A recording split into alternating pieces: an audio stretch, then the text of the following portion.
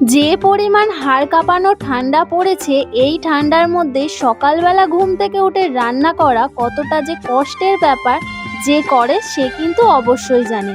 যদিও আমি করি না, একদিন রান্না করে হাড়ে হাড়ে টের পেয়ে গেছি যে মানুষ কতটা অসহায় হলে এই ঠান্ডার মধ্যে কুয়াশাতে উঠে রান্নাবান্না সাত সকালে সারে। যাই হোক, আমার তো সব রকমই রান্না হয়ে গেছে। এদিকে 5 রকম ভাজা, চিকেন, মাছ, পায়েস সব কিছু আমি যতটা পেরেছি আমার বান্ধবীকে সাজিয়ে ততটাই খেতে দিয়েছি।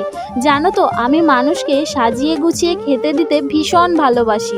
তবে হ্যাঁ, একটাই ভয় যে আমাকে সব কিছু কেটে কুটে রান্না করতে হয়, যার জন্য ভীষণই কষ্ট হয়। কিন্তু যখন কাউকে খাওয়ানোর কথা থাকে, যার জন্য আমি আগের দিন রাতে সব কিছু করে রাখি।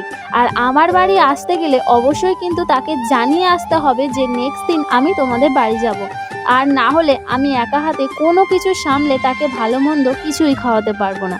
তাই ভালো মন্দ খেতে হলে আমাকে কিন্তু অবশ্যই জানিয়ে আসতে হবে। তো চলো, কি রান্না করেছি আর ওর রান্না কেমন লাগলো একটু রিভিউ শোনা যাক।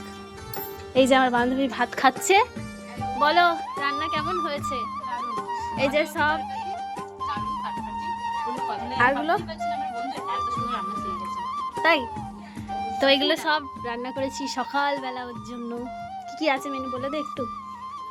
ডাল, মাছের ঝাল, বাঁধাকপির তরকারি, চিকেন, পায়েস, মিষ্টি, পাঁপড়, চাটনি খাই না ওখানে ভাজা, সিম ভাজা, এটা কুমড়ো না আলু, আলু ভাজা, মাছ ভাজা, বেগুন ভাজা, পটল ভাজা।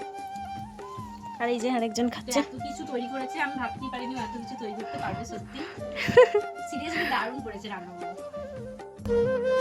আর ওকে আমি বলেছিলাম সকাল সকাল আসবি আর এসে কিন্তু আমাদের বাড়িতে টিফিনটা খাবি, কিন্তু ও এতটা বেলায় এসেছে যে টিফিন খাওয়ারও তখন সময় ছিল না, একবারে দুপুরে ভাত খেয়েছিল।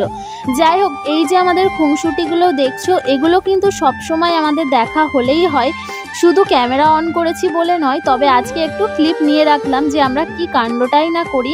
তবে বিয়ে হয়ে গেলে হয়তো এগুলো আর হবে না, ও বাইরে চলে যাবে। যাই হোক, এখন ও যাবে বাড়ি।